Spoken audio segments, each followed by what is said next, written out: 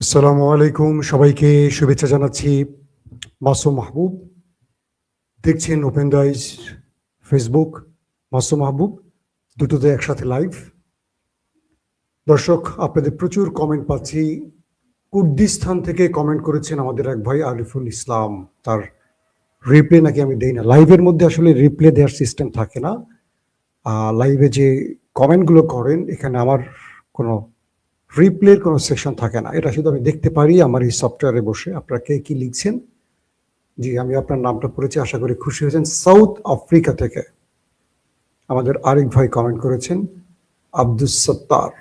জি, আশা করি আমাদের প্রবাসী ভাইরা যারা পৃথিবীর বিভিন্ন প্রান্তে আছেন, যারা বাংলাদেশের রেমিটেন্স পাঠিয়ে বাংলাদেশকে বাঁচিয়ে রেখেছেন, সব ভাইদের জন্য আমার শুভকামনা, ভালোবাসা। আল্লাহ আমাদের প্রত্যেকটা প্রবাসী ভাইকে সুস্থ রাখেন, আমাদের প্রাণপ্রিয় ভাই, তারা বাংলাদেশটাকে বাঁচিয়ে রাখেন। দর্শক, আজকে বেশ কিছু গুরুত্বপূর্ণ খবর আছে। প্রথম খবর হলো আমেরিকার সেনাদের মরদেহ দেশে ফিরতে শুরু করেছে। কতজন মারা গেছে, আসলে প্রকৃত সংখ্যাটা কত? আমেরিকা দাবি করছে কত আর ইরান দাবি করছে কত? সোশ্যাল মিডিয়াতে অনেকগুলো ছবি ভাইরাল হয়েছে। ইরানের ইরানের হাতে অনেক মার্কিন সেনা ধরা পড়েছে। এই সংখ্যাটা কত? ইরানের ভেতরে আজকে যে মার্কিন এবং ইসরায়েলি হামলা হলো, কি পরিমাণ ক্ষয়ক্ষতি হলো, ইরান তার কি জবাব দিচ্ছে? পাশাপাশি 28 তারিখ থেকে 6 তারিখ, আজকে তো 8, আরো দুদিন আগ পর্যন্ত কোন দেশে কতগুলো মিসাইল মারলো ইরান, তার একটা ছোট্ট তালিকা আপনাদের দেব। সবকিছু মিলে ইরানের প্রতিশোধের মাত্রা আজকে কোন লেভেলে যাবে, ইরান কি হুঁশিয়ারি দিয়েছে, সেই বিষয়গুলো জানাবো। পাশাপাশি ট্রাম্পের সেনাদের মধ্যে হতাশা ছড়িয়ে পড়ছে, সেটা কেন, সেটাও জানাবো আপনাদের।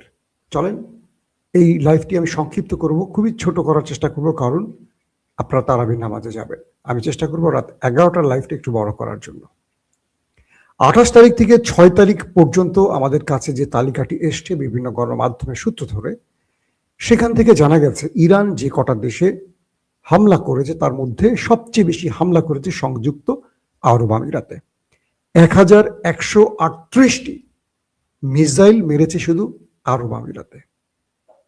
এটা আজকের তারিখ নয়, এটা আরো 2 দিন আগ, মানে 6 তারিখ পর্যন্ত। কুয়েতে মারা হয়েছে 562টি মিসাইল, বাহরাইনে 166টি, কাতারে মারা হয়েছে 153টি মিসাইল। ইসরায়েলে হিসাবটা এখনো কনফার্ম না, তবে বলা হচ্ছে 250-র উপরে শুধু টার্গেটে হিট করেছে, সংখ্যাটা আরো অনেক উপরে। জর্ডানে মারা হয়েছে প্রায় 50টি মিসাইল। সৌদি আরবে সবচেয়ে কম মারা হয়েছে, সেখানে সংখ্যাটা 50-এর মতো বলা হচ্ছে। ওমানে মেরেছে সবচেয়ে কম, মানে আরব দেশের মধ্যে বা গালফ কান্ট্রির মধ্যে সবচেয়ে কম মিসাইল মারা হয়েছে ওমানে, সেখানে মারা হয়েছে এখন পর্যন্ত হিসেবে 12টির মতো। সাইপ্রাসের হিসেব আসছে 5টি মিসাইলের।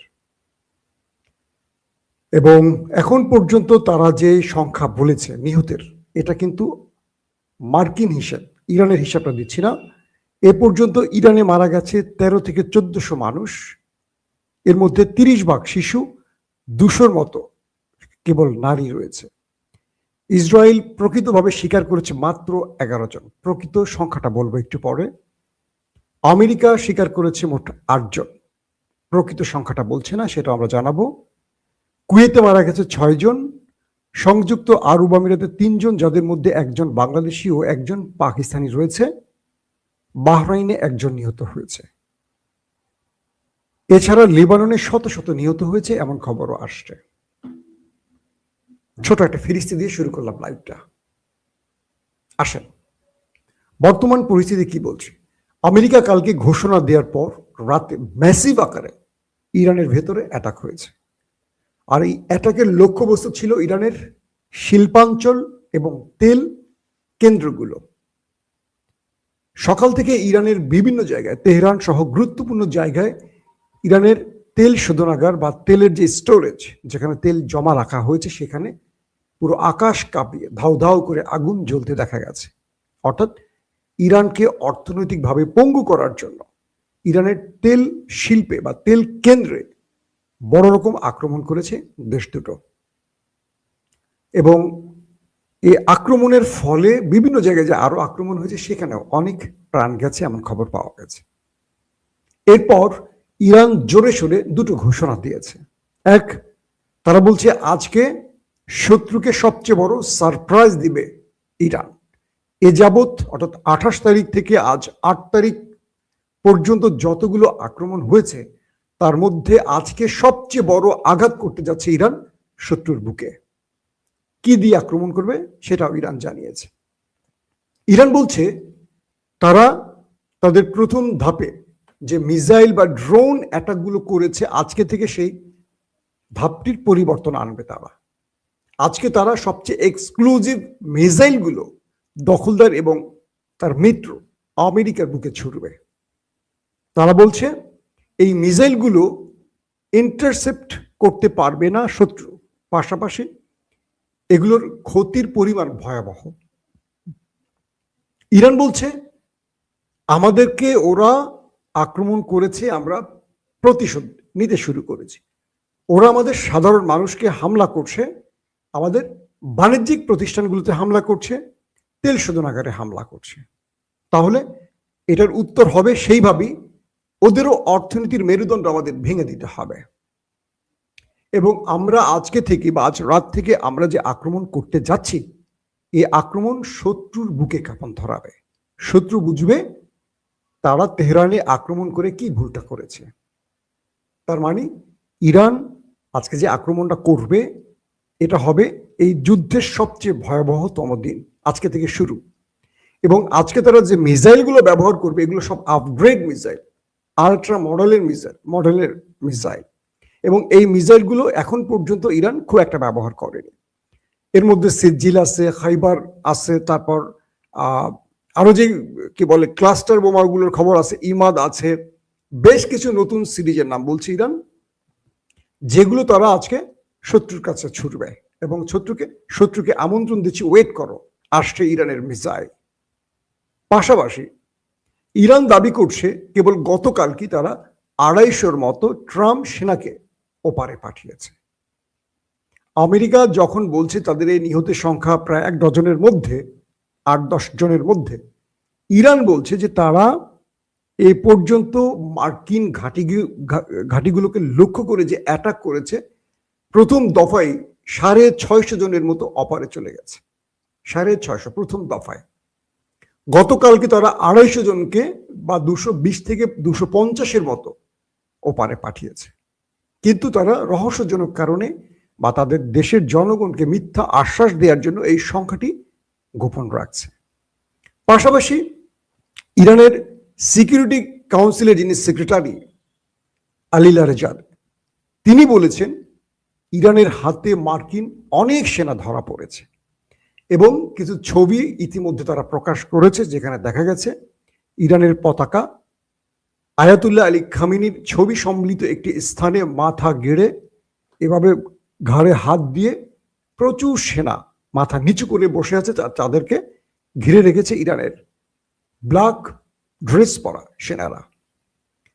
তিনি বলছেন ইরানের এই সিকিউরিটি বা নিরাপত্তা বিষয়ক সর্বোচ্চ ব্যক্তিটি, যিনি সরাসরি খামিনির সাথে কাজ করতেন, তিনি বলছেন যে বিভিন্ন সেক্টর দিয়ে ওদের সেনারা ইরানে ঢোকার চেষ্টা করলে তাদেরকে পাকড়াও করা হয় এবং তারা এখন ইরানের জিম্মায় রয়েছে।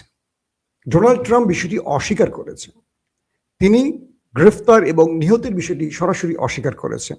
আর ইরান বলছে তারা শিগগিরই তাদের নাম ঠিকানা সহ প্রকাশ করবে। তার মানে ইরানের এই বক্তব্যটির সত্যতা পাওয়া যায়, কারণ তারা শীঘ্রই এটা প্রকাশ করবে। এখন যুদ্ধের পরিস্থিতি কি? আজকে বাহরাইন এবং আরব আমিরাতের পানি ডিপার্টমেন্ট, পানি যেখান থেকে কি বলে এটাকে পরিশুদ্ধ করা হয়, এই দেশগুলো তো সাগরের আশেপাশের, এদের পানি লবণাক্ত। এই পানিগুলো এরা আমাদের মতো কল বসিয়ে অটোমেটিক পানি পায় না, এদের পানিগুলোকে পরিশুদ্ধ করে খেতে হয়। তো আরব আমিরাত থেকে আমাকে একজন জানিয়েছেন, একজন প্রবাসী বাঙালি, যে তিনি দেখেছেন যে তাদের পানি পরিশোধনাগারে হামলা হয়েছে। বাহরাইনও একই অবস্থা হয়েছে। তাদের পানি পরিশোধনের এই যে বিষয়গুলো, এগুলো তাদের জীবন বাঁচাবার জায়গা। অর্থাৎ আরব রাষ্ট্রকে পঙ্গু করতে হলে তাদের তেল আর পানির উপর হামলা করলে এই দেশগুলো একেবারে আইএমএ জাহিলিয়াতে পৌঁছে যাবে। এর কারণটা কি আসলে? ইরান ক্ষেপছে কেন? ইরান ক্ষেপছে এ কারণে, কাল রাতে বাহরাইন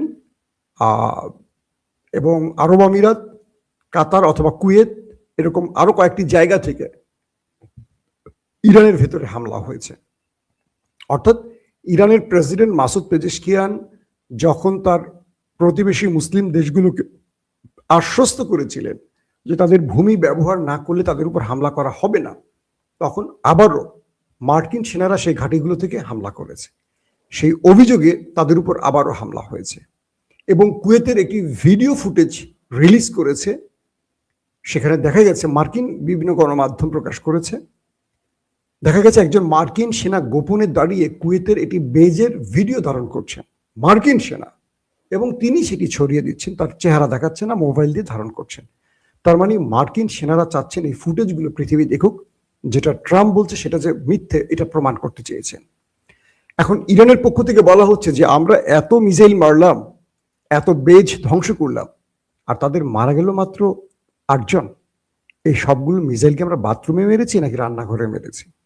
তাহলে তারা পালিয়েছে কেন? তারা যে বিভিন্ন জায়গায় পালিয়ে গিয়ে আশ্রয় নিয়েছে, সেখানে যে আমাদের ড্রোন টার্গেট হিট করেছে, সেই বড় বড় ইমারতগুলি ধসে পড়েছে, বিশাল বিশাল ভবনগুলোতে বোম মেরে একদম ধসিয়ে দিয়েছে, পুরো ভবনের মানুষগুলো কোথায় গেল?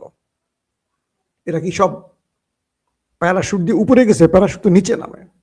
ইরান বলছে এরা কি নিচে নেমে গেছে নাকি উপরে চলে গেছে? অর্থাৎ প্রকৃত সংখ্যাটা তারা বলছে না। এরপরে দখলদার দেশের চিত্রটি হলো আজকে তেল আবিবের ভেতরে ইরান ব্যাপক ব্যাপক ব্যাপক অ্যাটাক করেছে। কিছু ফুটেজ দেখা গেছে, যে ফুটেজে তাদের সড়ক, বাড়িঘর, গুরুত্বপূর্ণ স্থাপনা, বড় বড় ভবন গুড়িয়ে রাস্তায় পড়ে আছে, একদম রাবিশ আকারে হয়ে আছে, ভেঙে চুরমার হয়ে গেছে। একটার পরে একটা এলাকা একদম গাজার মতো ধ্বংসলীলায় রূপ নিয়েছে। ইসরায়েলের জনগণ বলছে, রাষ্ট্রীয়ভাবে তাদের সরকার তাদের জনগণকে বলছে, কেউ যেন এই ভিডিও ধারণ না করে। যারা এই ভিডিও ধারণ করবে এবং প্রকাশ করবে তাদের জেলে পাঠাবে সরকার। কেন? ইরানের জনগণ তো রাজপথেই আছে, বিক্ষোভ করছে, আবার লড়াইয়ের মধ্যে দোকানপাট খোলা রেখে ব্যবসা করছে। মৃত্যুকে তারা নিজ চোখে দেখছে, কিন্তু মৃত্যুকে ভয় করছে না। কারণ কি? তারা জানে মৃত্যুর ফয়সালা একজনের হাতে থাকে, তার নির্দেশেই মৃত্যু হবে, পালিয়ে বাঁচার কোনো সুযোগ নেই। কিন্তু ওরা বাংকারে আশ্রয় নিয়ে লুকিয়ে থাকে, ওরা জাহাজে লুকিয়ে গেছে, ওরা বিভিন্ন দেশে চলে গেছে। এরপরও ওদের দেশের ভেতরে ইরানের মিসাইল যে তাণ্ডব চালাচ্ছে, সেগুলো গোপন করার কারণ কি? ভারতীয় কয়েকজন সাংবাদিক জানিয়েছে, ওই দেশটিতে নেতা কাকুর বাড়িতে যে আক্রমণ হয়েছে সেখানে নিহতের সংখ্যা অগণিত, কিন্তু তারা প্রকৃত সংখ্যা কখনো বলছে না। এবং তাদের মধ্যে যে বড় অসুস্থতা তৈরি হয়েছে, কারণ তারা পুরো টাইমটা এখন বাংকারে আশ্রয় নিয়ে থাকে, তারা ঘরে আসতে পারছে না। ধরেন বাংকারে 4 ঘন্টা অবস্থান করে বের হচ্ছেন, এমন সময় আবার সাইরেন বাজে, আবার দৌড় দিয়ে বাংকার। বাংকার তাদের জন্য খুব আরামের জায়গা না। একটা বাংকারে, বুঝতে পারেন যে একটা হাসপাতালে বা একটা অন্ধকার মাটির নিচেটা বাংকারের মধ্যে 20 জনের জায়গায় যদি 2000 লোক থাকে, কি অবস্থা হয়? মানুষের জীবন ধারণের শুধু ক্ষমতা না, মানুষের বেঁচে থাকার জন্য যে প্রয়োজনীয় বিষয়গুলো সেখানে থাকে না সবকিছু। তো একটা পুরো দেশের মানুষ তো বাংকারে আশ্রয় নিতে পারে না, পারে? সম্ভব না। তো ইরান এখন তাদের খুঁজে খুঁজে হিট করছে। পাশাপাশি সেই নেতা কাকুর বাড়ির ভেতরের দৃশ্যগুলো এখন ভয়াবহ অবস্থা ধারণ করেছে। আবার ইরানের পক্ষ থেকে আজকে আবার বলা হয়েছে তারা এই দেশ দুটোকে টার্গেট করে আরো ম্যাসিভ আকারে আক্রমণে যাচ্ছে। পাশাপাশি হিজবুল্লাহর সাথে তাদের পাল্টা আক্রমণ চলছে, দুপক্ষের মধ্যে ব্যাপক আক্রমণ চলছে। এই পরিস্থিতিতে যুদ্ধ নতুন দিকে মোড় নিতে যাচ্ছে। আবার আরব রাষ্ট্রগুলো বারবারই চেষ্টা করছে যুদ্ধ বন্ধে। ওমান বারবারই দুতিয়ালির চেষ্টা করছে, কিন্তু ট্রাম্প নাছুর বান্দা, তিনি ফেস সেভিং চাচ্ছেন। তিনি চাচ্ছেন ইরান একটা পথ খুলে দেখ, যাতে করে ট্রাম্প তার নিজের জীবন বাঁচাতে পারে। ট্রাম্পের সামনে দুটো বিপদ, এক নারীর ... অভিযোগে তিনি গ্রেফতার হতে পারেন, শাস্তি হবে, 13 বছরের এক নারী। 2, আগামীতে মধ্যবর্তী নির্বাচনে ট্রাম্পের অবস্থা খুব করুণ। তিনি এই নির্বাচনে হেরে যাবেন, এই সম্ভাবনা থেকে কোনো না কোনোভাবে ফেস সেভিং বা ছোট্ট একটা বিজয় দিয়ে তিনি আবার ব্যাক করতে যাচ্ছেন মার্কিন জনগণের কাছে। ইতিমধ্যে ফক্স নিউজ ছাড়া বাকি গণমাধ্যম ট্রাম্পকে ধুয়ে মুছে ছেড়ে দিচ্ছে। অর্থাৎ আজকের রাতটা হবে আমেরিকা এবং ইসরায়েলের জন্য একটা টেনশনের রাত, কারণ ইরান যে হুঁশিয়ারি দিয়েছে বা ঘোষণা দিয়েছে সেটা কার্যকর হতে যাচ্ছে। কি হতে পারে? রাত 11টা থেকে 12টার মধ্যে চোখ রাখুন আমাদের চ্যানেলে, আমরা আবার ফিরে আসবো আপনাদের সামনে। এখনকার মতো বিদায় নিচ্ছি, প্রত্যেকে ভালো থাকবেন। আল্লাহ হাফিজ।